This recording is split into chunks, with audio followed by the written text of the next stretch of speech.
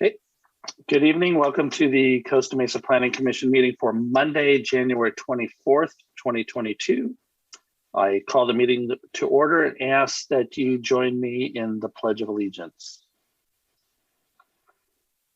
Ready, begin. I pledge allegiance to the flag of the United States of America and to the republic for which it stands, one nation, under God, indivisible, with liberty and justice for all.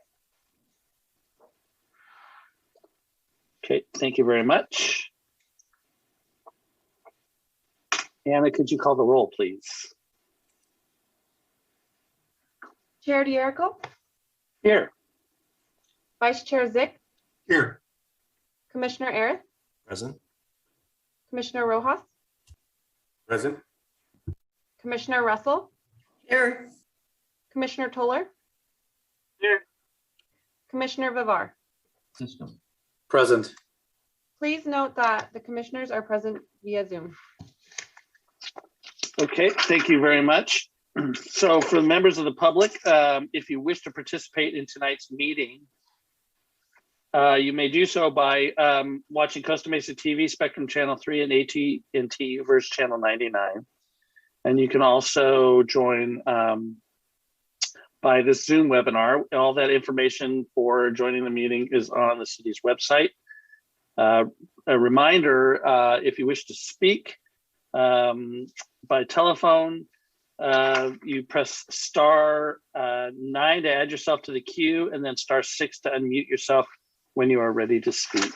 Okay. So with that,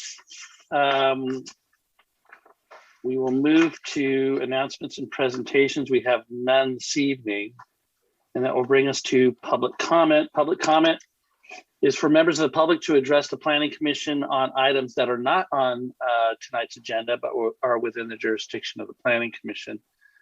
So if there are members of the public who wish to speak on an item or on an issue that's in the purview of the Planning Commission, but is not on tonight's agenda, now's the time to do so. Anna, do we have anyone on Zoom or telephone that wishes to address the commission?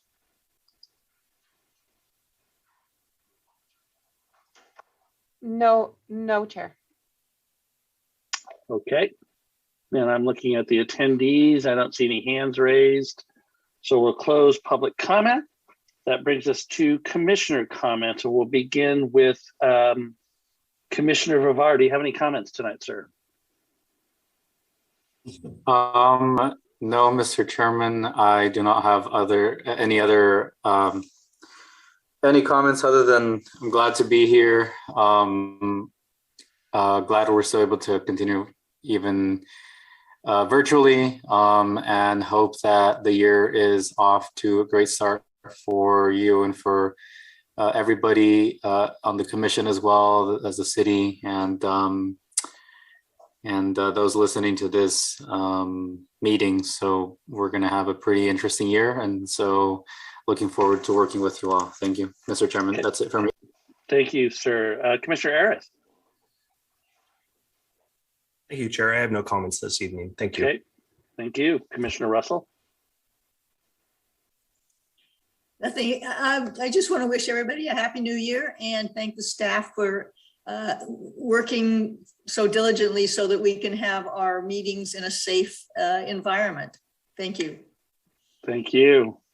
Commissioner Rojas.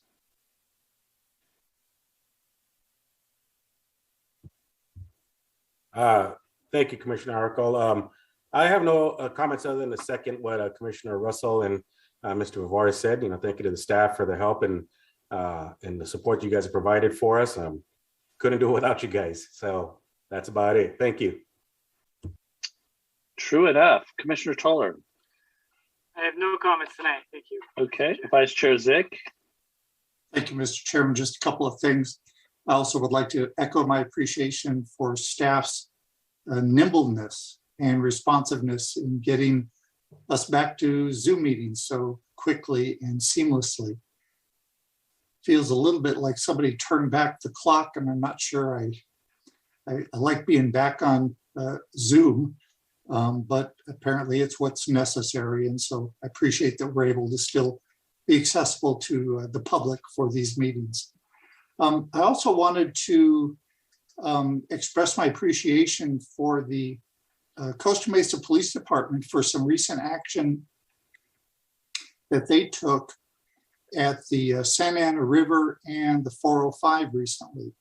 If anybody follows them on social media, they identified the action they took and showed a couple of photos of what I will charitably call a bicycle repair shop that they have cleaned up and cleaned out. And I just want to acknowledge the good work that they're doing to try to help keep Costa Mesa the best city it can be. I also have a couple of questions for staff that don't need to be answered tonight. I'm always interested in the status of the small cell sites, particularly those that we've approved. I see several locations on a regular basis, locations that we have approved. I don't see any activity. I'm not in any hurry to see cell sites installed, but since they're approved, I'm always interested to know what the status is. So maybe at a future meeting or offline, I could get a briefing on that.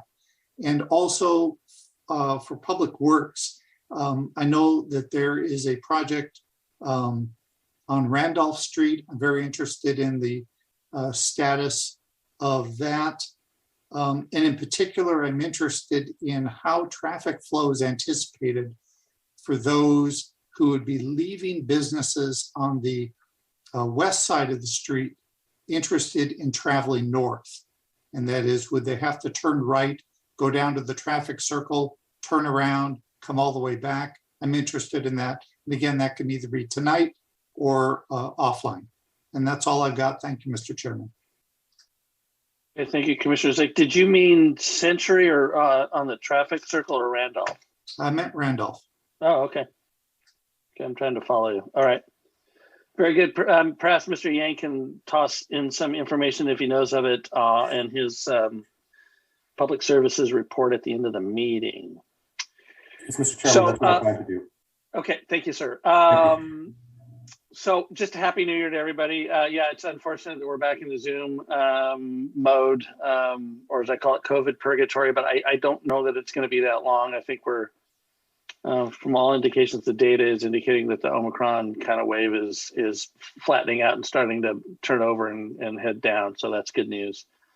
I agree with Vice Chair Zick on excellent police work. In fact, there's been several relatively high profile cases that the police have done lately where they've, what I'll say is interdict on some issues relative to drugs and guns and what Commissioner Zick alluded to, which is a testament to the excellent police work that they do.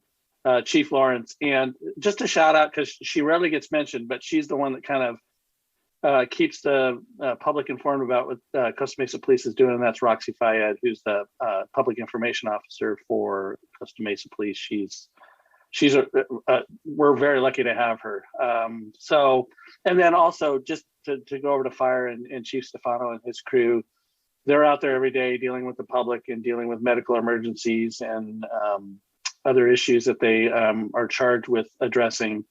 And they're out there exposed to the whole pandemic issue, and they're doing the best they can, as the police department is. So I just, all those folks, men and women of Costa Mesa Fire and Costa Mesa Police, deserve our respect and admiration and appreciation. So with that, we'll move on to the consent calendar. There are no items on the consent calendar tonight. So that brings us to our one public hearing item. And Anna, would you please read that into the record?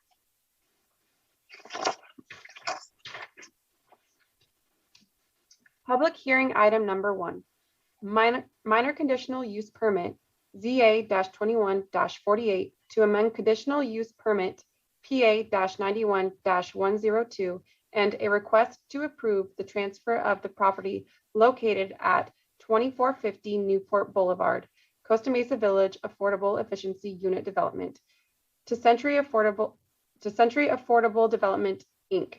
by approving the amended and restated regulatory agreement. Please note that we received one public comment on this item. This is a call for any ex parte communications. Okay, commissioners, any ex parte communications report? I noted Vice Chair Zick's hand is raised. Yes, sir.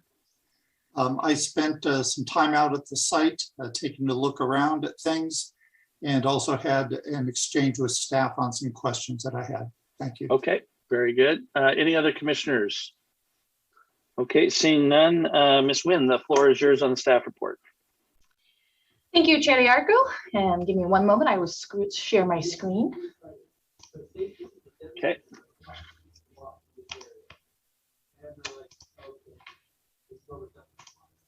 All right, can the commission see my screen okay? I hope they can. Okay. So good evening, commissioners. My name is Nancy Nguyen, a senior planner with the Development Services Department. The item before you tonight is a proposed amendment to the original conditional use permit, or CUP, for the Costa Mesa Village project, which is located at 2450 Newport Boulevard.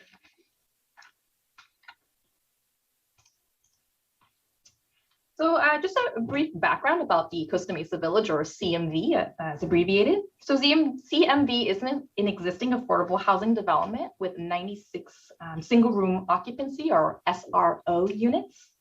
There's also one manager's unit on there's also one manager's unit on site for a total of 97 units at Costa Mesa Village. So the property was originally developed as a motel before it was converted into an SRO affordable housing development.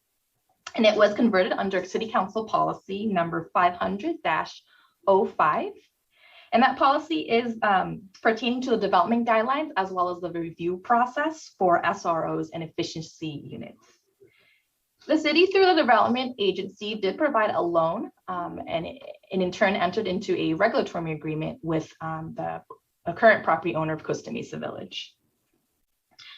So Costa Mesa Village has been operating as an affordable housing development since the conversion was approved in the early 1990s.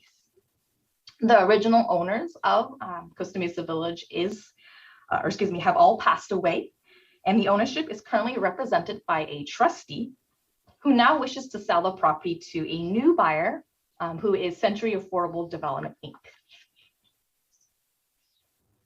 So the new buyer will maintain all 96 units for very low, and the affordability term will also continue to remain in perpetuity.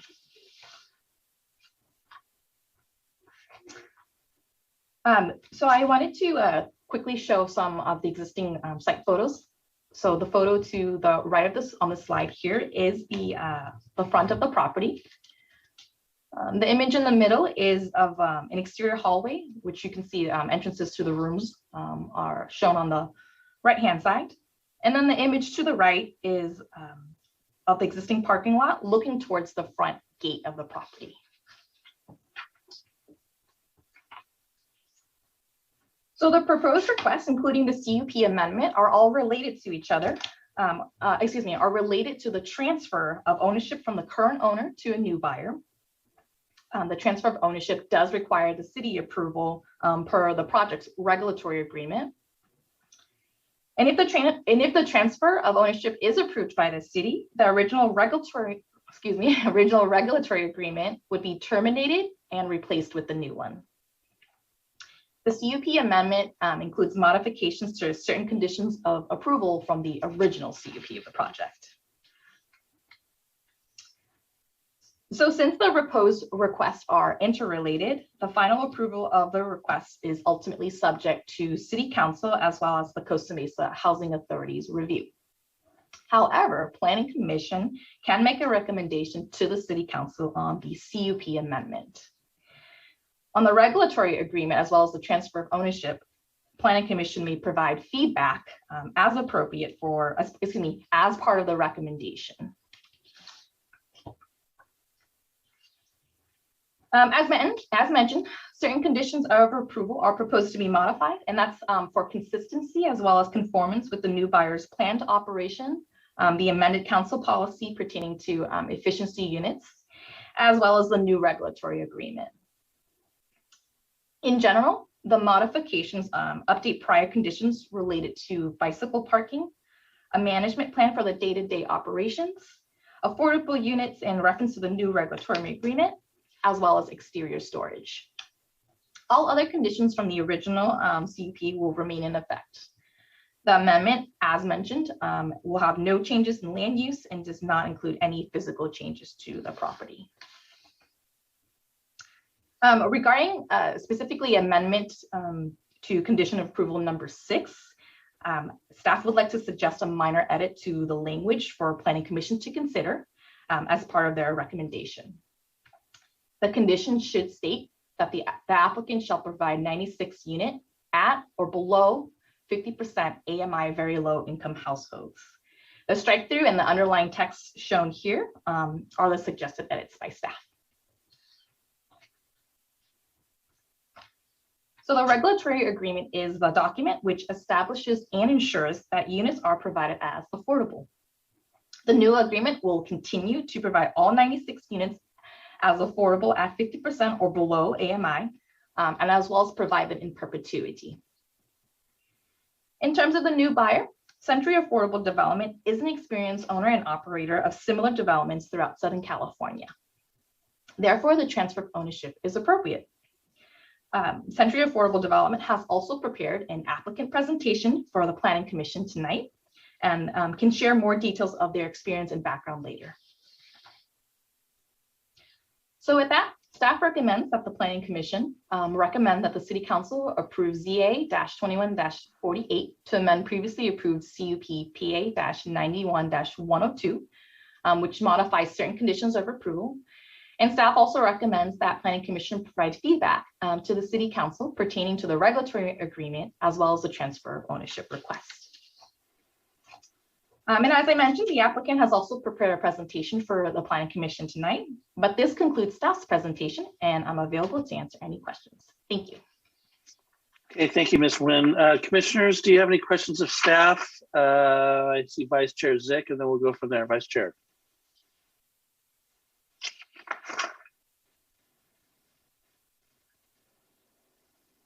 Oh, you're on mute, sir.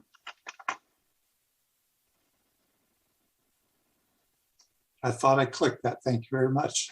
I wanted to start by commending Ms. Nguyen for picking this item up. It was clear from correspondence she wasn't the first planner working on this. And so again, a testament to the nimbleness of city staff, particularly a shorthanded staff. Couple of questions. I appreciate the suggested language on the up to 50% AMI. And I have a question, another question that is related to that. And if I look on page, it looks like page 106, it's near the very back of all the documentation that you gave us. It's the original CUP. And it's page 7 of that CUP, but looks like maybe page 106 of the entire package. And it talks about rental rates and it breaks down the 96 units, 48 units at 50% affordability, 24 units at 25% affordability for very low income, and then 24 units affordable to the low end of the very low income. And so I think my question is whether that breakdown still applies, and if not, when did it change? I know there's a great deal of interest in the affordable housing in the city, and particularly the various levels of affordability. So if you could help enlighten me on that point. So Vice Chair Zick, the regulatory agreement with the city has referenced 50% AMI or below. As far as I know, since its adoption. So I wanted to look at the specific numbers you were referencing a little bit closer and then come back to you with an answer to that. Could you repeat that page number once more? Page 106, and it's also identified as page 7 of the Planning Division Staff Report, attachment number 7. Condition of approval number 8, Ms. Lee. Yeah, attachment number 7. Okay, so let me move on with another question that I've got. I also appreciated the clarification that no property taxes are paid on this development. My question is on I guess the duration of that agreement. And is that in perpetuity, or is there some point in time where a sale of this property would take it out of its current affordable housing status, in which case maybe property taxes would kick in? Could you help me identify if there's a trigger associated with that? Vice Chair Zek, if I'm understanding your question, it's do the affordability requirements continue in perpetuity? And the answer to that is yes. There is a provision that discusses under certain circumstances in the future, the applicant has the ability to request something different, but the city is under no obligation at that point to approve it. So the in perpetuity language is in the agreement and is a continuation of the existing agreement. So it's essentially a covenant on the land that restricts its use to this? Correct. Okay, interesting. Okay, and then somewhat related to that, and I appreciated the clarification to my question about this thing called the Costa Mesa Housing Authority. And now I'm looking on page, well, it's called page 7. It looks like the second page of the staff report. And near the top, it says that this Costa Mesa Housing Authority, which you have clarified for me is another name for our city council, maybe another hat that the city council wears. But it indicates that they will continue to inspect and monitor the facility pursuant to the regulatory agreement, and identifies some bullet points that sort of expands on what that inspection and monitoring would cover. Does the city council actually do that, or is there some portion or some department of the city that is actually chartered with those actions? Yes, Vice Chair Zick, that is one of the responsibilities of the staff of our Housing and Community Development Division of the Development Services Department. So there's been several places in the past that responsibility has been undertaken. At one time in the past, it was a branch of the city manager's office, but that responsibility currently lies in our department. So when we refer to the Costa Mesa Housing Authority, they're certainly the ultimate accountability, but from a practical standpoint, they're really not doing any of this day-to-day responsibility that's laid out. Correct. Correct. It's a housing authority or their designee, which is their staff. Great. That's it for my questions. Thank you, Mr. Chairman. Okay, Commissioner Vivard, you have the floor, sir. Yeah, I do have a question, Mr. Chairman. It's just on, I can't remember what page of the staff report it was, that 8-page staff report related to bike parking. And so it said that previously a couple of racks had been there to provide bike parking, but some kind of change was going to happen with those. Would anyone in staff be able to go into a little more detail about that?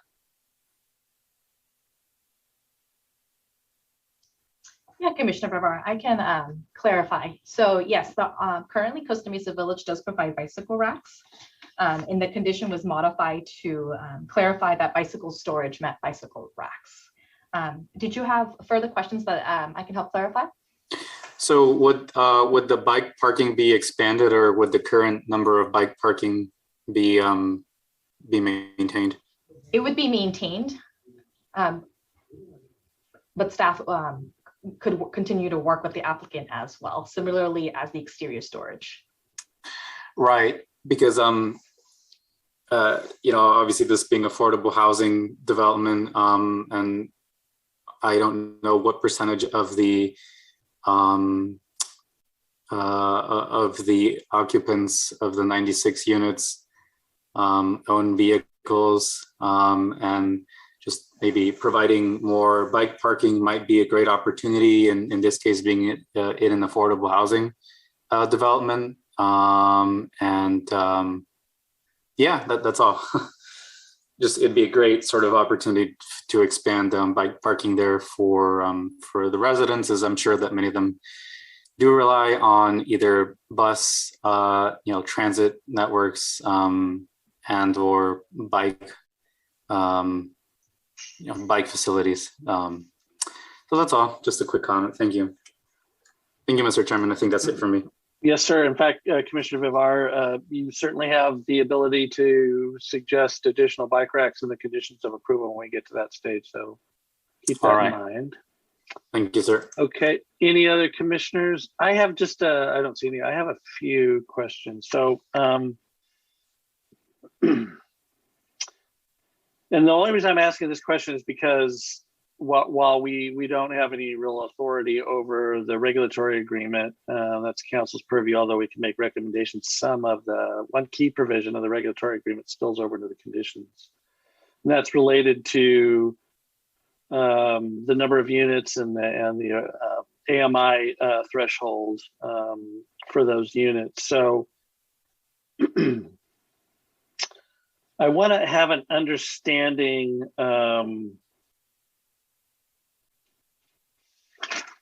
There's on page 11 of the staff report at the top of the page. So it spills over from actually page 10. It says changes from the original regulatory agreement to the new. I'm reading from page 10 at the bottom, by the way. Changes from the original regulatory agreement to the new one primarily involve deleting operational requirements no longer necessary for the project, clarifying use of the HUD calculation for income levels and affordable rents. Here's the key part. And allowing for future consideration of revising affordability limits to maintain project viability and providing options in the event rental subsidies are lost in the future. And if I go to the regulatory agreement,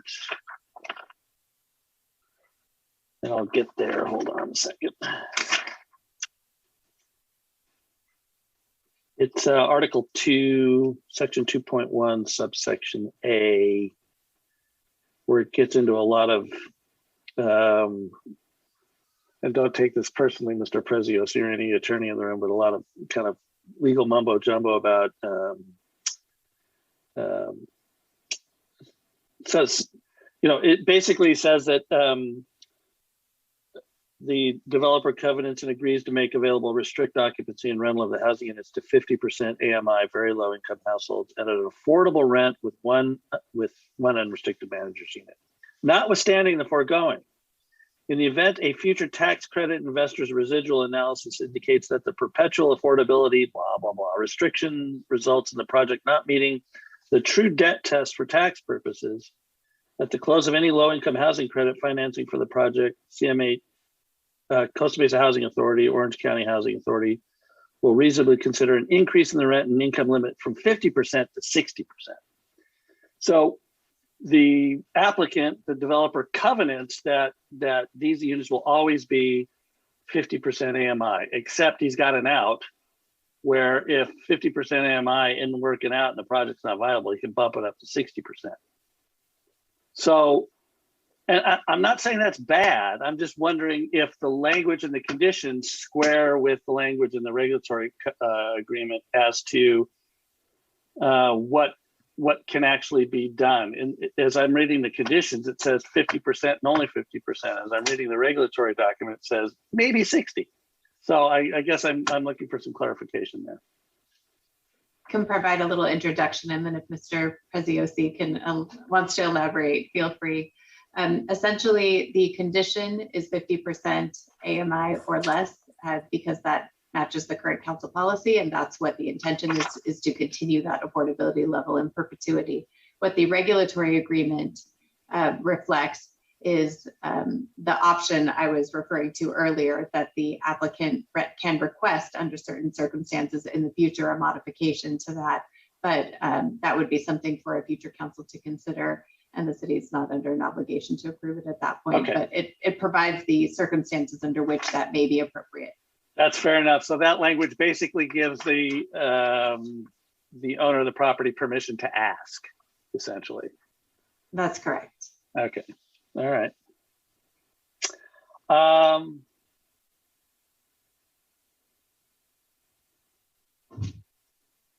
So there's a provision in page 9 of the regulatory agreement, which is on page 32 of the entire packet.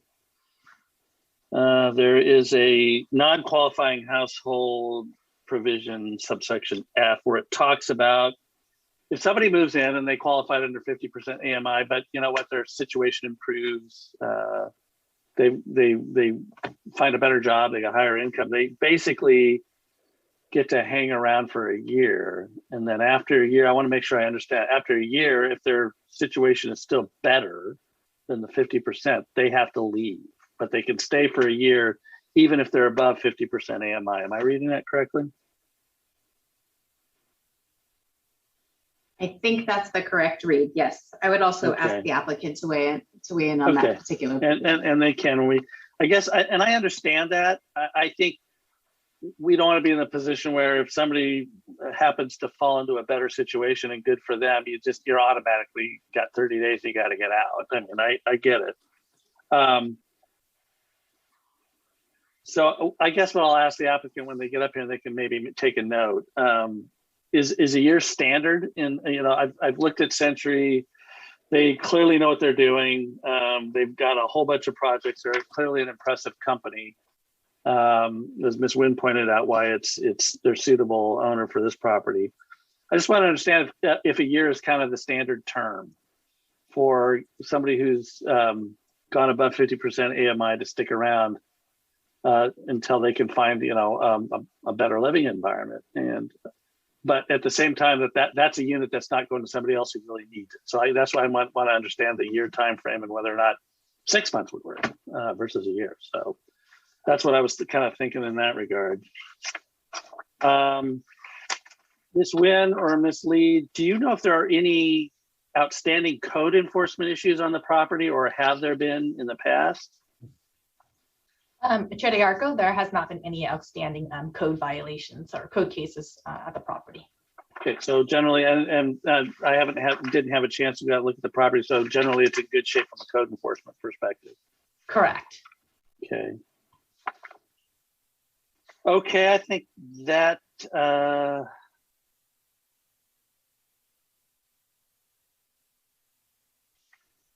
okay, I want to go to Exhibit C, conditions of approval, page 21, condition 7. And the applicant may be able to help answer this, and staff can from its perspective. This looks like this was part of a condition that was in 90 planning application 91-102. So this was 1991. And I think this is still applicable, but security deposits shall be limited to 1/2 the first month's rent unless a higher limit is approved by the planning division. So my question for staff would be, what would be the reason for a higher limit? Have we thought about that, or is it just, it gives, again, the owner an opportunity to come in and ask for a higher limit? Correct. That's the case. We don't anticipate a circumstance under which that limit would change, but it provides the flexibility for cause, essentially, for the applicant to ask staff to take a look at a different number. Okay. All right. And so maybe the applicant can share with me why they would ask that higher limit. It could be cost of materials to fix the place up after a tenant leaves or whatever it is. So I get it. So that would be good information to know. Okay. Those are my questions. I don't see any other commissioners with questions at the moment. So I will open the public hearing and ask the applicant. Looks like Mr. Johnson or Ms. Johnson, I'm sorry, Jordan could be a male or female name, so I will not assume anything, is hands raised. So if you are going to speak on behalf of the applicant, the floor is yours.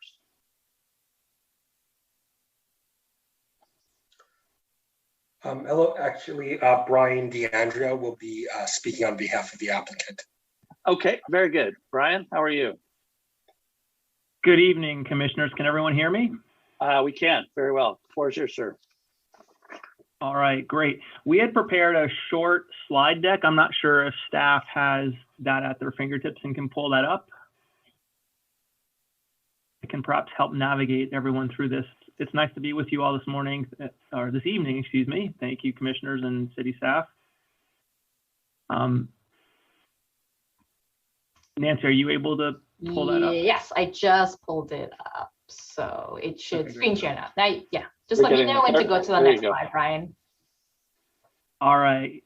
Good evening, everyone. Again, thank you. My name is Brian DeAndrea. I'm Senior Vice President at Century Housing Corporation. I'm joined this evening by my colleague, Jordan Johnson, Development Manager here at Century. We have just a very short presentation just to give you a little bit of background about our nonprofit organization, and we're happy to conclude with any questions you all have about us and Costa Mesa Village in particular. Next slide, please. So as I mentioned, Century is a nonprofit organization. We're based up here in Los Angeles. We have a curious and intriguing history. Our origins date all the way back to a state agency that was created when the 105 freeway was developed here in Los Angeles. There was environmental justice litigation, which led to a settlement and the creation of the state agency that ran its course over the span of about 15 years. In 1995, we were spun off from the state of California as a fully private 501c3 nonprofit housing organization. We are both a developer and lender to affordable housing. I am responsible personally for our housing division that envelops everything from our real estate development and ownership activities to property management, residential services, and all of our community engagement efforts. Across the course of our organizational history, we've invested a couple of $1 billion in affordable housing, financing, and creating nearly 50,000 homes up and down the state. Next slide, please. Our mission is really one of creating exceptional affordable housing so that our residents, the people we serve, have a beautiful and a dignified home. They can think about their future and move towards economic independence. We're excited by Costa Mesa Village. This would be our first step into Orange County in the city of Costa Mesa, although we are not that far away from you because we have a very large presence just to the north of you in the city of Long Beach, and we'll talk about that in a moment. Next slide, please. As I mentioned, our journey began as a state agency, and in 95, we were born from the state. I think over the course of our history, we've maintained that concept of a regional purview to the issue of housing and affordability in particular. You know, our approach is really about building and creating community. It's not just about sticks and bricks and AMIs and things of that nature. We really want to build beautiful and sustainable communities for the residents we serve. We have a portfolio that now is in excess of 2,000 affordable homes with a couple of thousand in the pipeline. Over the course of our history, we've always maintained a special emphasis on people with special needs, people with disabilities, and people that have experienced the trauma of homelessness. We have also, over time, developed a focus and a lot of experience in creating master planned, transformative communities, and I'll give you a couple of examples of those momentarily. You know, in general, I think our approach is really one of collaboration with local communities.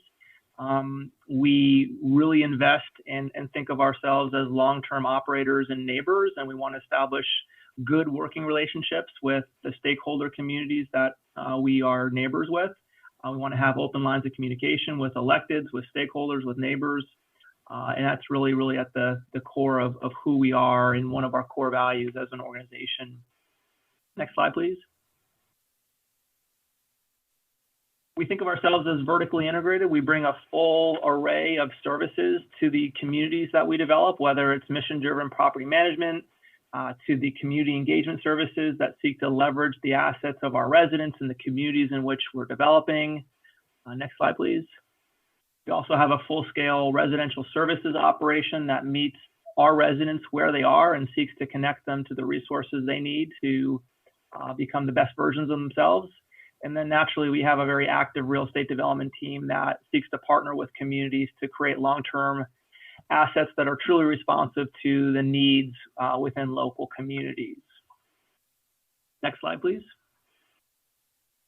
I want to take a moment just to highlight a couple of the transformative communities that we're involved with, and then we'll conclude this evening's formal presentation. Next slide. We're perhaps best known for our work in the city of Long Beach, and in particular, the Villages at Cabrillo, which is a 27-acre community dedicated to addressing the needs of our most vulnerable.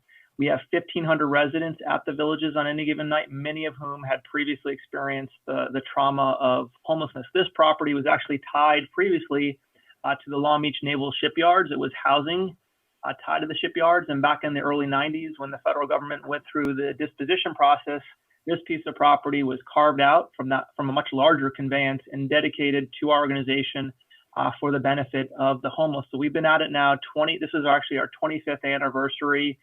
We've worked really hard to create what feels like a neighborhood and a home to the 1,500 residents that live in our community on any given night. I think really what has made this place hum and what makes it truly special is this collaboration of about 30 different public and private agencies that have combined forces and come together in a really unique and novel way to meet the needs of our residents. We've recently concluded a master planning process. We got a lead for neighborhood development designation, and we're right now in the process of updating our entitlement package with the city of Long Beach that'll take the form of a brand new specific plan, which we hope will be adopted here in the next 4 or 5 months. Next slide, please. I've kind of described many of these different elements. These highlight some of the different providers that are part of our community, public organizations like the VA and the city of Long Beach, many different private nonprofits like US Vets, Path Ventures, Catholic Charities, and others have come together to create this continuum of housing ranging from shelter to bridge housing up and through permanent supportive housing. In a few months, we'll be breaking ground on our 6th phase of development at the Villages, which is called the Cove. That'll replace some of the older naval housing stock with brand new efficiency apartments for veterans. I was remiss in mentioning that about 650 of our 1,500 residents are veterans. This is probably the largest example of a veteran community, a veteran supportive housing community in the nation, and has received a lot of attention. The city of Long Beach has been really our most integral and our closest partner in making this possible. Happy to answer more questions about the Villages as we move on, but next slide, please. And just sharing with you an example of one of our more recent developments, Anchor Place. This is 120 units of supportive housing, has won numerous awards. It's recently received LEED Platinum designation in connection with its sustainability. Next slide, please. Another of the big communities we're involved with is up at the West LA VA campus. This is the 388-acre VA campus sandwiched between Brentwood and Westwood in the heart of West LA. With 2 partners, Century was selected by the VA to redevelop this massive community for the exclusive benefit of our veterans. The campus is a really unique place. It's a historic district on the National Register. Our development charge will take place over 4 different phases of development and will result in close to 1,700 supportive homes for our veterans. Our work will range from adaptive reuse of some really beautiful and historic structures to very thoughtfully planned new construction on the campus. We have a couple of different hubs planned, a wellness hub and a town center hub that will serve as key areas of activity for this new community that we're working on. This is obviously a multi-decade effort. We're about 3 years in. We'll be breaking ground in the year ahead on our first phases of development. So we're very excited about that. Next slide, please. The last transformative community I want to mention real quick is our work in San Pedro, actually across the harbor from the Villages at Cabrillo.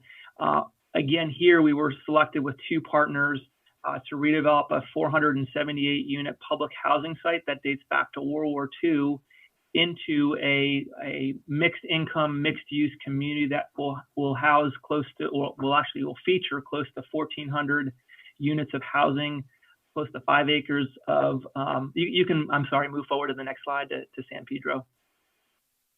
Sorry about that. I got a little ahead of myself, Jennifer, or Nancy.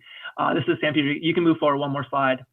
I was just mentioning that this plan will have multiple acres of open space, close to 90,000 square feet of supportive service and retail space, in addition to the housing that, when I say mixed income, it's a combination of market rate housing, affordable housing, both rental and for sale. So very excited about this. Our transformation plan has recently been adopted by HUD. We're working with the city of Los Angeles on a specific plan and working through obviously all of the environmental clearances necessary for that type of a transformation. Next slide. And last, I just want to thank the commissioners this evening from the city of Costa Mesa, along with city staff. We've worked very closely with city staff here over the past number of months to get to this evening's milestone. For being a single affordable housing deal, there's obviously a fair amount of complexity given the CUP, the old regulatory agreement, and we really appreciate staff's efforts during a very challenging time to get this to this evening's Planning Commission hearing. And so with that, I'll conclude my formal remarks, and we're happy to answer any questions you have either about Century Housing or the development in question in Costa Mesa. Okay, thank you, sir, very much. Commissioners, do you have any questions of the applicant? We'll start with Commissioner Rojas.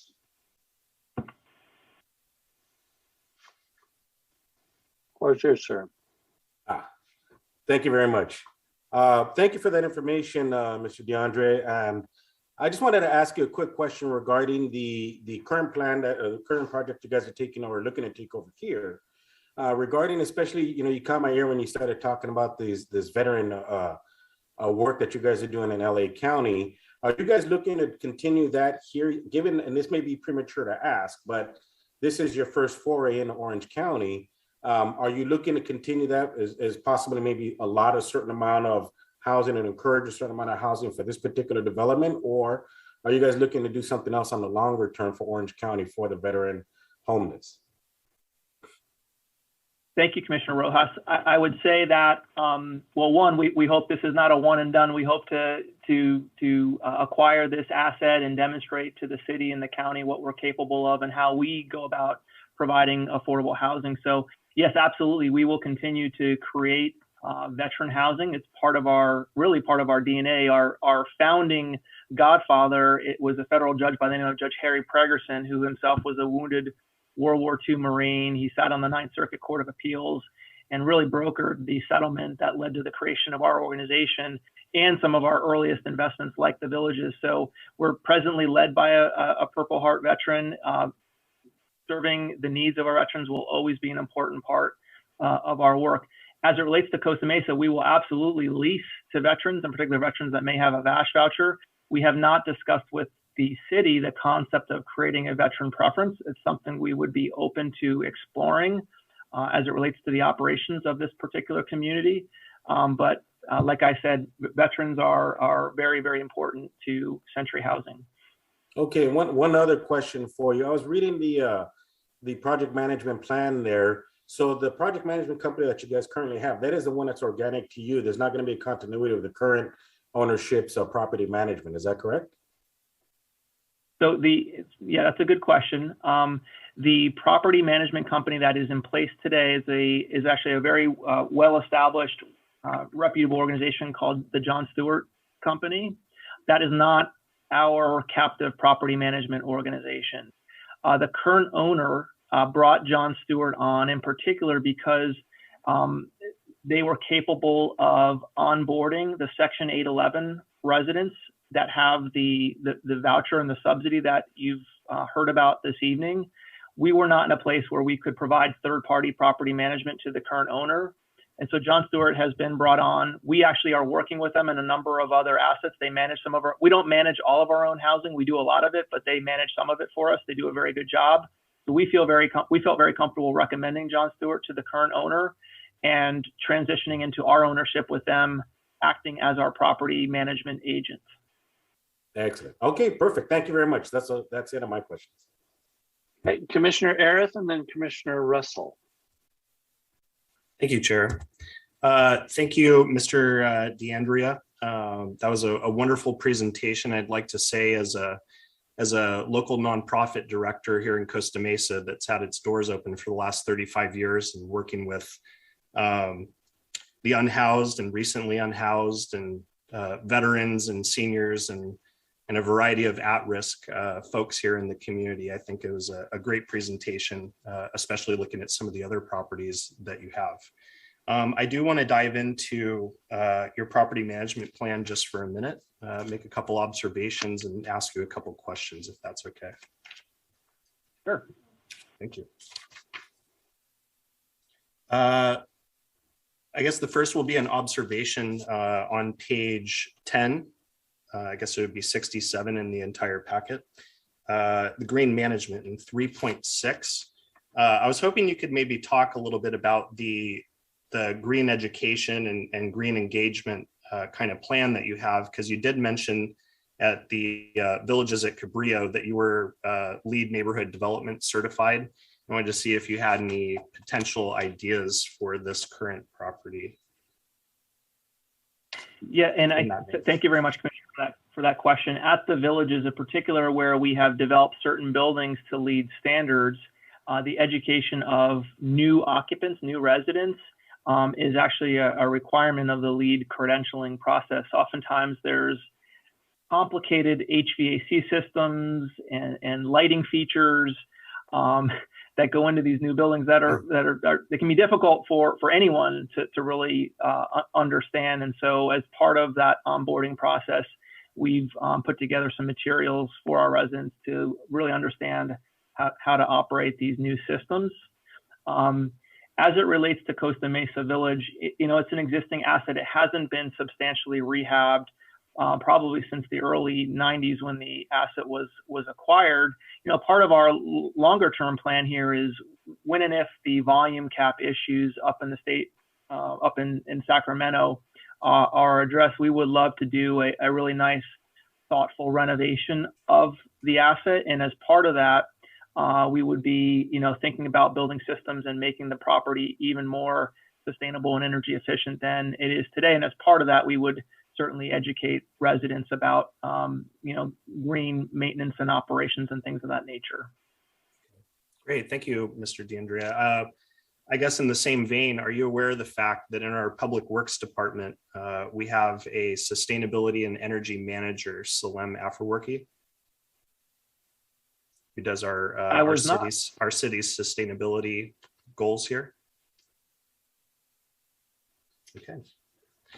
Well, if we're so fortunate with the acquisition, we would love an introduction to that department, and happy to engage with them and understand the resources that might be brought to bear here. Sure, thank you. Yeah, it's one of the littler known gems here that we have in the city in that department. I'd also like to turn to page 17 of the property management plan and talking through 6.3, I suppose. No, maybe before that, we'll go to 6.2, the occupancy guidelines. I just wanted to know how you would ensure that it really is one person that's occupying the studios, and how you would kind of keep track of. And so if you're looking through the rest of the property management plan, I think you could start with 17 and then turn over to page, if you would just want to cross-reference. Let's see here. Page 24 and 25, so 6.13, the guest policy, and then also starting at 6.2, how you would ensure that some of the guests are only staying for a maximum of 14 nights per year as written. Will you be keeping track of that, or how will you be keeping track of that and enforcing that? Yeah, that's really a function of good on-site property management and periodic inspections of units, getting to know residents, listening, having an open set of eyes and ears as to what's happening This is a challenge in any, apartment complex, whether it's affordable housing or not. There are occupancy guidelines. And so, I think through the periodic inspection process that our property management company goes through, we have actually eyes on each unit and can ascertain as to whether the occupancy standards are being followed. I can't speak specifically to a guest policy in terms of a formal approval policy. I don't know that we've not used a mechanism like that in the past, but I think just being clear with residents about what the rules are and being proactive in terms of the periodic inspections of the units is an important element of that type of of managing to this requirement. Okay, great. Thank you, sir. I think for this next question, I'd like to build off of Chair DeEricle's observations in the regulatory agreement by turning to page 21 of the property management plan and discussing rent increases. And I just wanted to ask, and I don't require a long answer, but I was curious to know if the rent increases are subject to the stipulations in the Affordable Housing Program Agreement. So like, is there language in the different programs that folks would be moving in with that stipulate where and when you can actually raise rents if applicable? Yes, our residents sign a standard lease document. And so when they sign a lease, they're obviously covered for a period of time. But it is understood that rents in the affordable housing world do generally, not in all instances. We've had some examples where rents have gone down year over year, but rents most often do go up. And it's important for us from an operating perspective to keep up with that to the extent the market will support it, to the extent, that the affordable rent is less than the market rent, because obviously our operating costs continue to track what's happening from an inflation perspective as well. So we do that to the extent allowable by the lease. We try to do it in a way that gives tenants ample notice of impending rent increases. So it's not a surprise. And so that's, again, kind of a function of good communications that our property management company espouses. Thank you very much, sir. I think that's all for me. I appreciate your time. Okay, thank you, Commissioner Arith. Commissioner Russell. Thank you. Yeah, I had to laugh a little bit when when this item came up. It's 30 years ago. My first job as a site service provider was here. And then later I ended up being the property manager for about 6 months. So I know the property. One question I had, and I think it may be for staff and it may be a typo, but in the regulatory agreement, it's either page 14 or 37, depending on how it has Solari Enterprises listed as the management company. Now, is that just an error, or how does Solari fit in with John Stewart and Century? I think I can speak to that. Solari was originally anticipated to be the third-party property management company, and they weren't able to proceed. And so they were replaced by John Stewart. The current owner engaged John Stewart in lieu of Solari. Solari is a great management company as well, but John Stewart actually stepped up and entered into the agreement with the current owner. So I think that's a carryover that can be probably cleaned up. I see. Okay. Yeah, they're both very good companies, so I don't have any issues.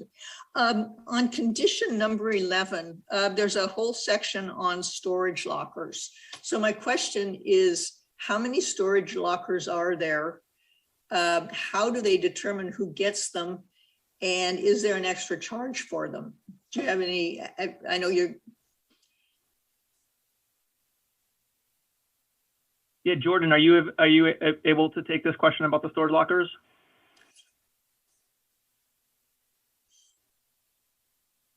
You may have to hit *6. Yes. I think, to. Hi, Commissioner Russell. My understanding is that there's 86 storage lockers. There's no charge for them. They're on a sort of first come, first serve, one per tenant, but not all have requested a unit. Okay, thank you. We talked a little bit about overqualified residents. How often does that happen from your experience? Because it seems like it's really unfortunate if somebody is all of a sudden making $5 or $10 over the limit, and all of a sudden they have to find a place to move. So how often does that really happen? Just in your, it can happen. I'd say in many of our communities it happens. I think not all agencies seek to enforce it in the same way. Actually, under the tax credit program, we're not obligated to move someone out. I think the basis for that has been challenged to some degree from a just cause perspective. So if you look at the difference between 50% and 60% AMI rents, it's maybe it's $7,000 or $8,000. And so I think we're subject to the requirement. We're also mindful of the needs of our residents and that there aren't great affordability options out there. Now, if someone goes 200% past the income limit, that's a little bit of a different story. I think we want to be fair. We also want to be consistent, in the operation of the housing. But it does happen. And I'd say that not all jurisdictions ask for it to be imposed in the same way. Yeah, I didn't think and I haven't really read a lot of tax credit stuff in the last couple of years, but it didn't seem like that was a requirement a few years ago. And I didn't know why it suddenly became a requirement here. So is that something the city is putting on to the property?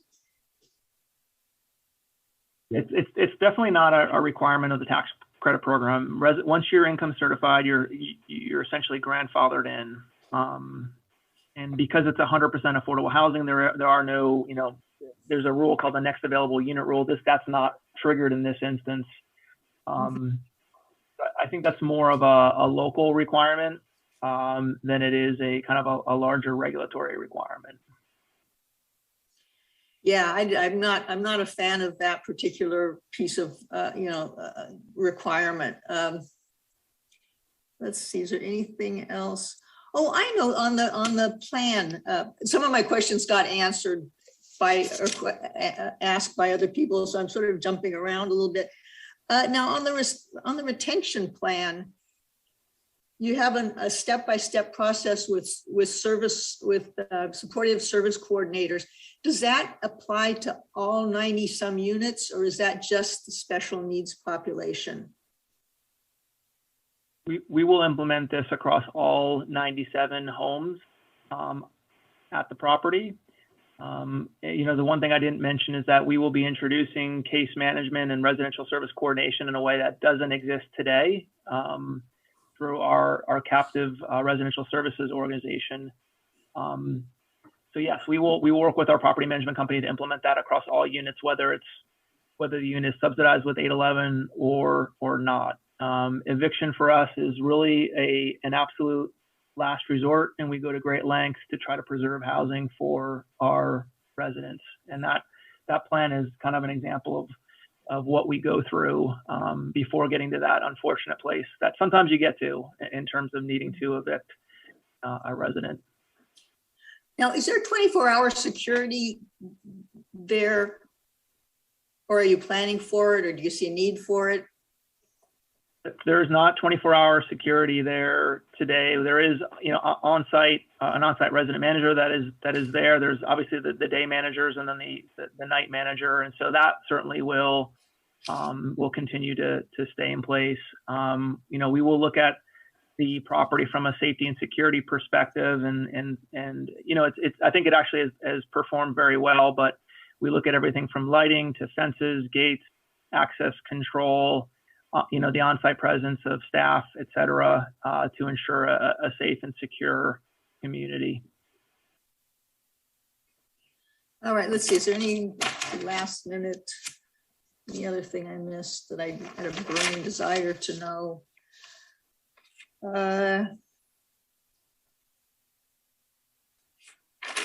Now, you've got funding for the 24 special. Are you looking for funding from mental health from Orange County to fill some of the other units, or are you looking, how do you propose to fill the other 70 some units? The non-section 811 units will continue to operate as what we might consider conventional affordable housing. They are no particular target population in mind. They're simply leased to households that are very low income, right? At or less than 50% AMI that can afford that affordable rent. Down the road, when it comes time to putting together a rehabilitation plan for the property, we likely will be looking to the city and to the county to help support that rehabilitation with a modest infusion of capital resources. But right now, we're not looking for additional rental subsidy for the property. Do you know what the at this right now what the occupancy rate is? Well, right now it's a little bit tainted by the fact that units have been set aside and held vacant for the Section 811 households to be leased up. Jordan, do you have the current occupancy figure right now? Yes, it's approximately in the low 80s. I think it's about 83%, but will surpass 90% within the next 3 weeks as these 811 units get go through compliance and approved and move in. Okay, great. Thank you. That finishes all my questions. Okay, Commissioner Vivar, and then we'll go to Vice Chair Zick. Yes, just a quick question about, I'm not entirely familiar with affordable housing for special needs individuals. So would you mind going into just at least a brief description on the kinds of services that are provided to special needs low-income individuals, and what specific kinds of special needs? And I think I read something in the documentation as well about supportive housing and sort of what that would look like for this location. Yeah, thank you, Commissioner Vivar. So when we say special needs, we mean populations, individuals or households that may have a chronic ailment. There may be a disability. It could be a developmental disability. They could be experiencing homelessness. There's any range of conditions that present and would characterize a household as special needs. And when you have someone that has a special need like that, obviously you've got to give a lot of thought to how you're going to meet and address their needs on an ongoing basis for them to have a successful experience and for them to retain housing stability. The last thing we want to do is put someone in a brand new home only to have them fall out because they, didn't get the help that they needed. Right? An apartment is an important ingredient to addressing people's housing insecurities, but it's not the only ingredient by any stretch. So as it relates to Costa Mesa Village, really, when we say special needs, we're really just talking about the 24 Section 811 units, and I'll hand things over to Jordan to describe that program with a little more granularity. The 811 program is specifically for individuals with developmental disabilities. They are referred to us by several agencies, mostly by the regional Orange County regional office. I may have butchered the organization's name, but then they partner with a variety of organizations to give the services specifically to these 24 individuals and their service. And the services are based on each specific individual's needs. And so that's how that's handled with the 811 tenants. Right. So are there sort of workers or staff on site that can serve the needs of those individuals? No, so this is done. So there are several organizations that are partnered with by the referring agency, and so those sometimes that they might come to the site. Sometimes residents are transported to the service provider's location. As Brian mentioned, we're going to have a resident service coordinator / case manager on site that which is sort of separate and not necessarily required for the 811 units, but we're providing that service for all tenants. Okay, great. Yeah, I think that was it in terms of my questions regarding that. So thank you. And thank you, Commissioner. Vice Chair Zick. Thank you, Mr. Chairman. Well, had I known the subject matter of this application was right in the wheelhouse of Commissioner Russell, I might have spent a little bit of time with her before this meeting. This is a subject area that I'm not as familiar with. And Mr. DeAndrea, I was impressed with your presentation. It's clear that you're quite a large organization with a lot of good work going on. It was very impressive. I have just a couple of questions for you.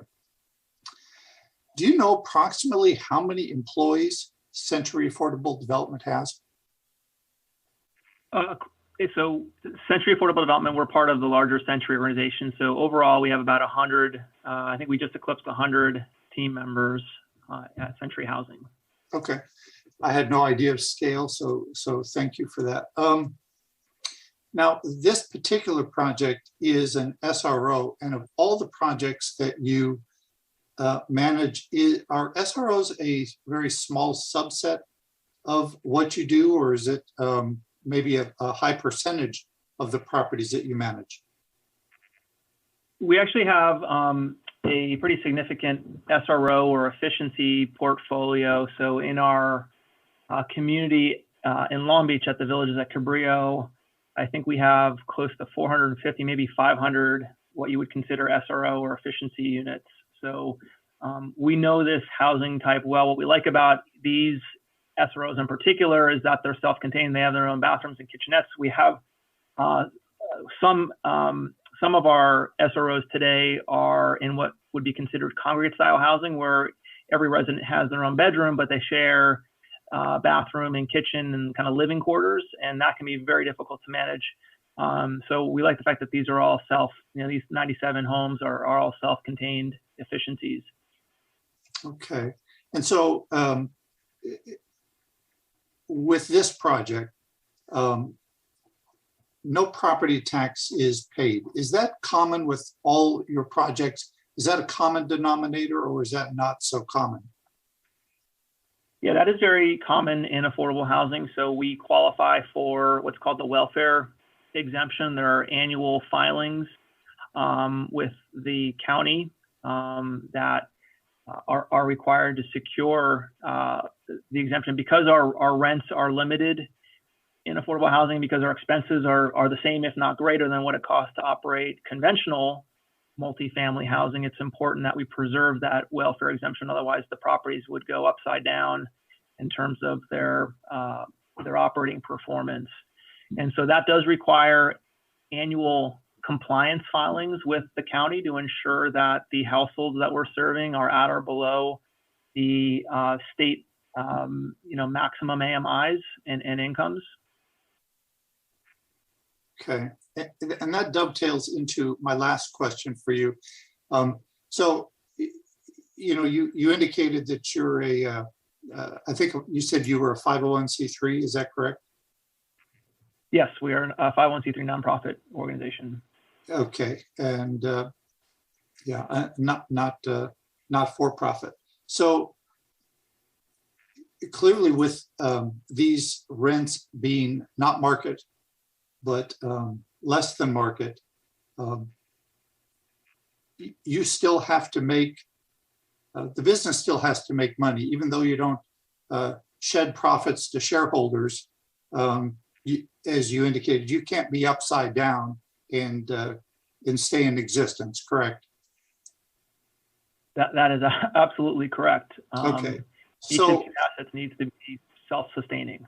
yeah, okay. If you had large benefactors, that might be a different story. So in this situation where your income from rent is limited, and if you can just kind of give me the brief answer on this, how do you, what are your guaranteed sources of revenue that you're able to count on year over year over year, so that you're not pulling your hair out looking for where you can pick up your next nickel? Yeah, it's a great question. Thank you, Commissioner Zick. So in terms of how these properties operate, right, the rents are essentially established. We refer to the 50% AMI rents that are published by TCAC and HUD. That really drives what we can charge. Thanks to certain benefits like the welfare exemption, right, we get to a place where the expenses for the property are less than the revenues. Oftentimes, and this property will not be any different. We're gonna have to go out and get a permanent mortgage. We're taking this down with bridge financing, but we're gonna have to get a permanent mortgage, right? And we're gonna need to satisfy that debt coverage requirement, each month and each year. So, these do not require philanthropy or charity from individuals or corporations or grants to operate. We can count on those affordable rents, and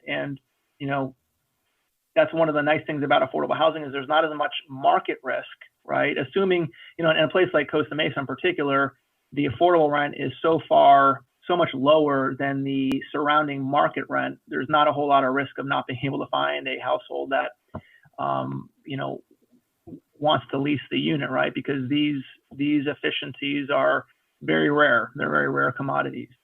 So the market demand is there, the rents are prescribed, and we figure out a way to operate this in a way that keeps it in balance and meets all of our obligations, including those to our permanent lenders. Okay, all right. Thank you, Mr. Chairman. Okay, thank you. Just a quick question from me, and Mr. Andrea, I picked up on something you said, and I think I understand it, but I want to ask you about it anyway. You talked about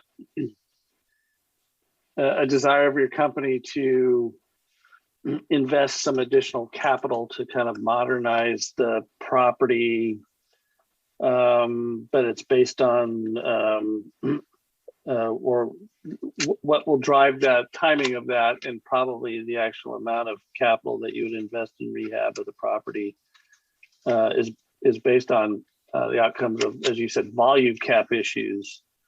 And I'm assuming that means depending on whether or not the tax credit allocation committee permits you to raise rents. Am I right about that? A little bit of a variation of that, Commissioner. So it really is dependent on the availability of a very competitive funding source, namely that being tax exempt bonds and the tax credits that come with those bonds. Right now, the volume cap, when I say volume cap, I'm referring to the state's allocation of tax exempt bond volume, has been exhausted, and what used to be an over-the-counter process of applying for 4% tax credits and bonds has become a very competitive process. In deals like Costa Mesa Village that are not essentially a preservation deal, that are not adding new units to the market, are not being favored. Our hope is that at some point in the near future, certain rules will be changed. Perhaps additional bond volume cap will be made available to the state that will position a deal like this for a competitive allocation of credits and bonds. And with that resource, including, like I mentioned a little bit earlier, we are likely going to need an infusion of some capital from local sources like the city and the county. We will be able to put together a really nice renovation plan to position this asset for the next 15, 20 plus years. It's in decent shape today, but it's close to 30 plus years old now, and you know, we very much envision doing a really nice rehab when the resources are available. Well, I appreciate that. I look at some of the ground up projects that you've done, and they're beautiful. I mean, you would be able to tell that they are affordable communities or SROs, and it's so. I guess one question would be: are these kind of acquisitions of what were previously visitor serving uses, motels, and transforming them into SROs or as efficiency units? Are those more the norm or the exception these days, or at least in your world, in your particular portfolio? Yeah, well, certainly I think you might have heard about Project Room Key and Project Home Key out of Sacramento, but those are major state infusions of resources that have allowed public agencies and private nonprofits to acquire en masse hotels and motels, and recently completed apartment buildings and converting them into supportive housing for people that are experiencing homelessness. So motels and hotels are being bought up pretty extensively right now and being converted to this use. So the Costa Mesa Village was 30 years ahead of its time. And our hope is to try to access resources like Home Key, although it won't be Home Key, but to really position this for the future, for the long haul. Right.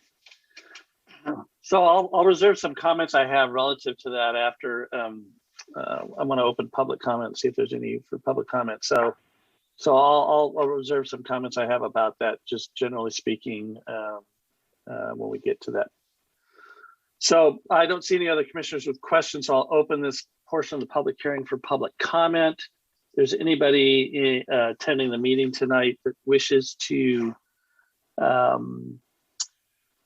speak on this item, either hit the raise hand function on your Zoom module, or I believe it's press, what is it, star 9 or star 6? I can't remember which one. It's star 9 to add yourself to the queue. So Anna, do we have any public comments on this item tonight? No, there is not, Mr. Chairman.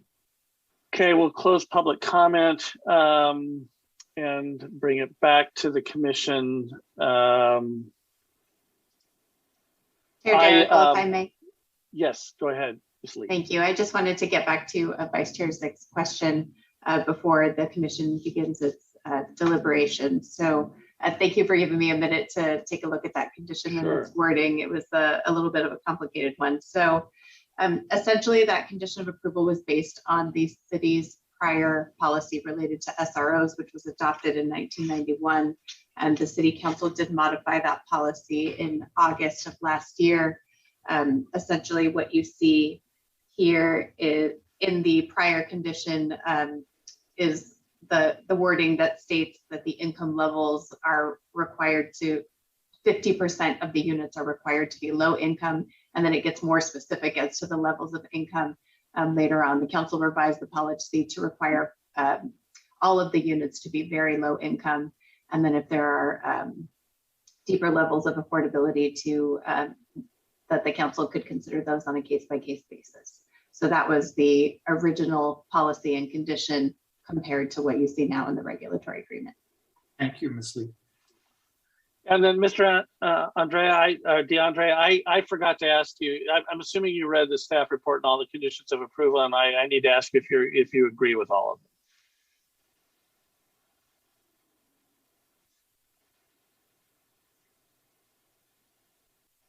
I think he's still with us. I see him, but I don't.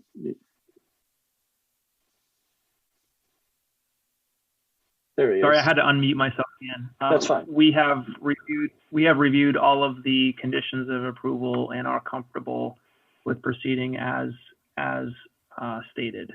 Okay. Jordan, is there anything else you would add? No, I have some comments that I wanted to share. First of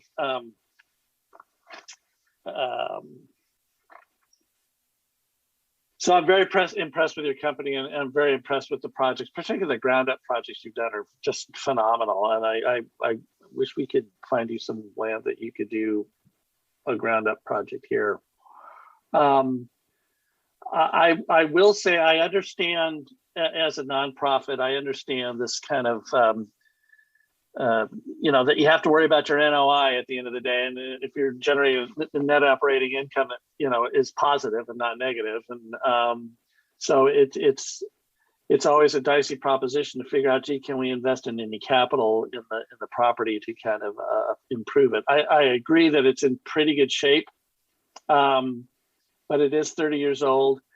And what I really want to avoid, and this is just to put in your hat and to put in staff's hat, I really want to avoid these things getting gobbled up and then just have them sit there the way they are without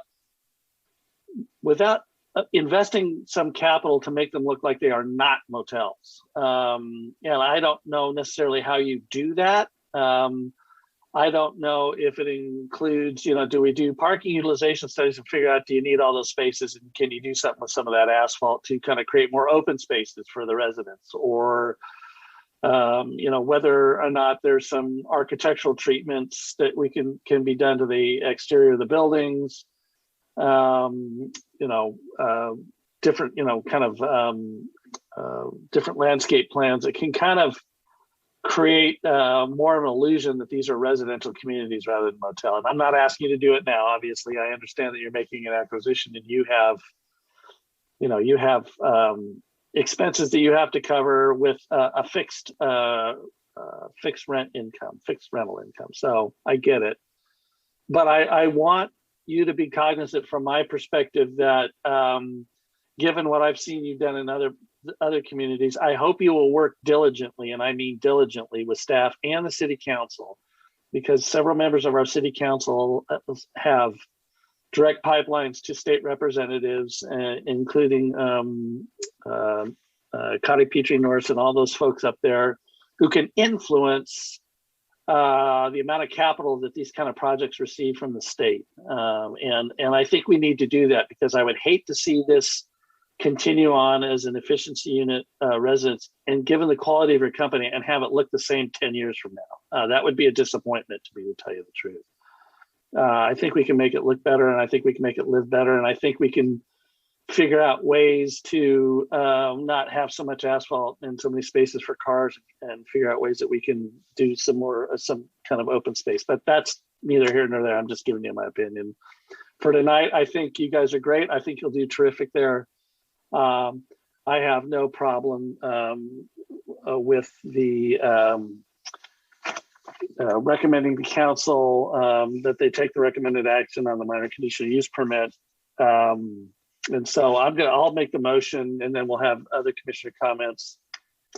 That the planning committee, I move that the planning commission recommended that city council approve MCUP ZA-21-48 to amend the previously approved CUP PA-91-102 to modify certain conditions of approval, and two, to provide feedback to the city council. We've done that on the regulatory agreement. I think the regulatory agreement is generally fine.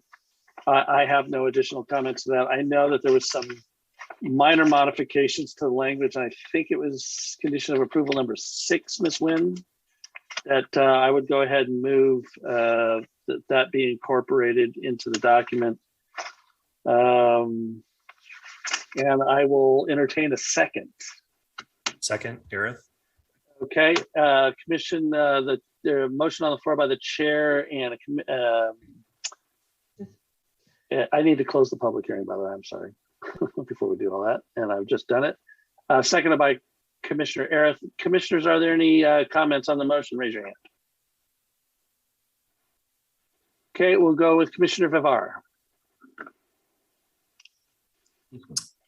Yeah, so great project. I agree with your comments, Mr. Chairman, about,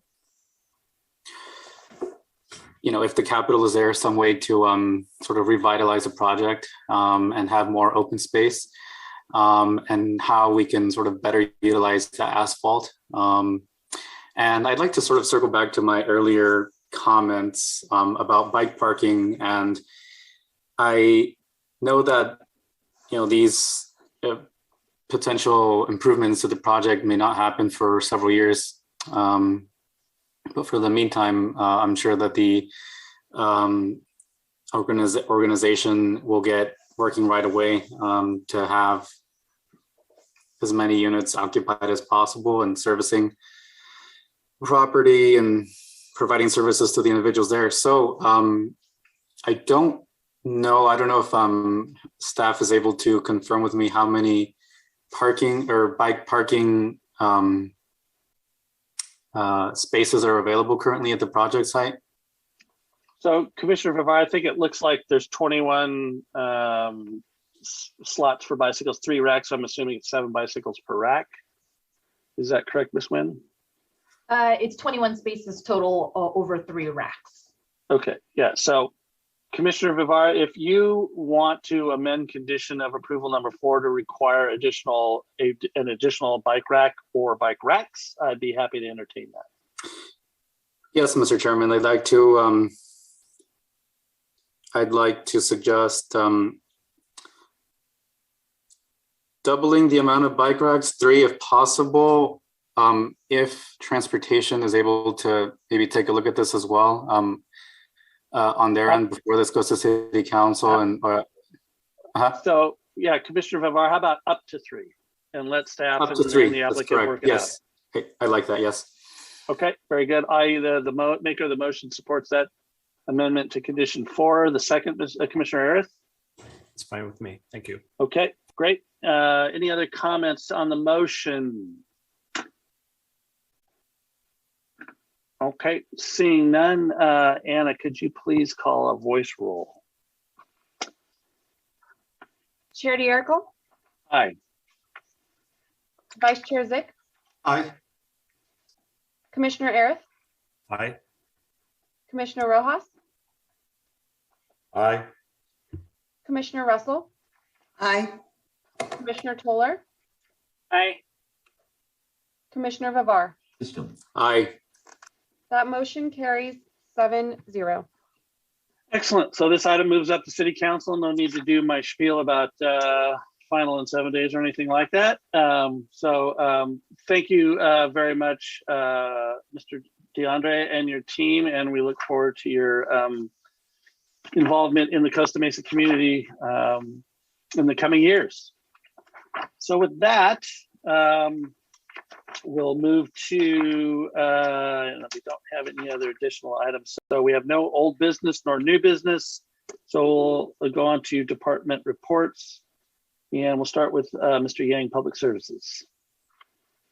Mr. Chairman, Mr. Vice Chairman, and honorable members of the Planning Commission, good evening. For the Public Services Report, we're happy to report that Bristol Street from Randolph Avenue to northbound Newport Boulevard has been reconstructed last weekend.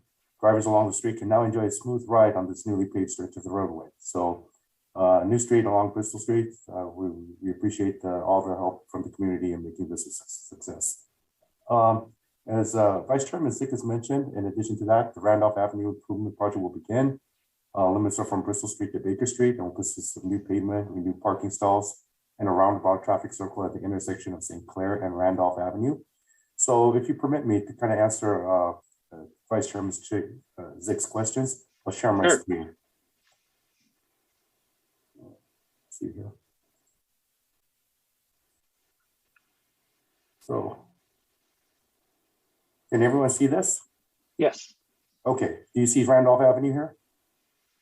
Okay, so as you can see here on this layout, as Vice Chairman Zick has mentioned, for the businesses here on the west side of Randolph, you are correct in that these here, if you follow the red circle here, the business owners and the clients would have to make a turn around the traffic circle in order to access Baker Street to the north. So in addition to that, the businesses here around this area has a little opening, and we measured that around 51 feet or so. Are able to make a kind of a shortcut into Baker Street in this area. But for the majority of the business owners and also their clients, it's not so bad in the middle area. It's not that much of a trek to go around the business circle. It might be a little bit on this end here, but we had a community meeting 2 or 3 years ago and talked with a lot of the businesses, and we're all for this concept here. This increases the number of parking spaces for this project. And this was the best layout in order to maximize the parking spaces that would benefit a lot of the business here along Randolph and also St. Clair. So have all the businesses been noticed? Are they aware this is happening? Have they had a chance to comment?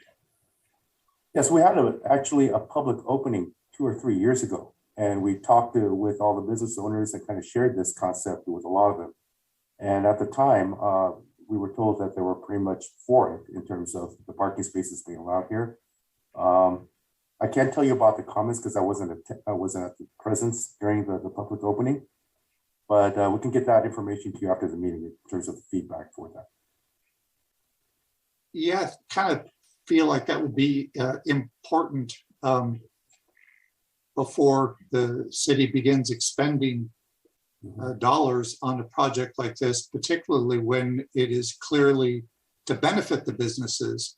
So there's at a minimum a marketing value for them to know you're getting ready to start this, and obviously at a maximum opportunity for them to comment if they have concerns about the configuration, and particularly those businesses on the west side or the top side of your diagram. So anyway, thank you for that update. Okay, thank you, Vice Chairman Zick. And I'll go back to our Transportation Services Division. If there's any more updates relative to this, we'll certainly report to you. All right, thank you, sir. So let me unshare my screen here. Mr. Yang, if I could ask a quick question on just, I'm looking at the Randolph. I'm loving what I'm looking at, actually. So are we still giving away the parking, or do we have any plans to ultimately meter these spaces? From my understanding, there isn't any metering of these spaces here. So it's basically, from my understanding, parking that's open to the public. So we didn't even study it. We didn't study it at all. So given where parking technology is now, if there's a number on the stall and you have a park and pay app on your phone, and you can, I've never understood giving away public parking when it costs money to maintain these streets. So that's the reason I asked. Okay. Yeah, but yes, from my understanding is I think there's some drawbacks with metered parking, for example. A lot of their customers or clients are kind of against that, or there's like a lot of inconvenience associated with that. We have to consider balance of the ideas of will it deter customers from frequenting the businesses if there were metered parking. So I think those were things that were considered with respect to this. Okay. Chair, if I may add a bit. Recently, we've had a few handfuls, I'll say, of emails from local businesses specifically asking about meters, and some requesting meters and some going the other direction. So I imagine this may be a discussion for the future. I think Mr. Yang's correct in that it wasn't included as part of the original design, okay. But I expect it to be a conversation moving forward. Awesome. I get it. I know I don't know if we're doing a citywide parking study, but I think Costa Mesa at some point needs to stop giving away public parking. So anyway, that's a philosophical and / policy statement on my standpoint. So anyway, all right. Thank you very much, Mr. Yang. Anything else? No, sir, that's it. So I okay. Go back to the chair. Thank you. Thank you. Development Services, Ms. Lee. Thank you. I just wanted to welcome the commission back to 2022. We have an exciting year ahead of us with many efforts and planning projects underway. So all of our staff are happy to be back and looking forward to those efforts this year. So that's all my report this evening. Thank you. Okay. Thank you very much. City Attorney, Mr. Preziosi.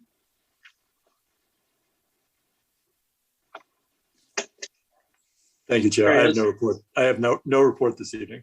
Okay, awesome. Happy New Year to you. Okay, that'll do it then for tonight. We will thank you, commissioners, all for your efforts, and staff for your hard work as usual.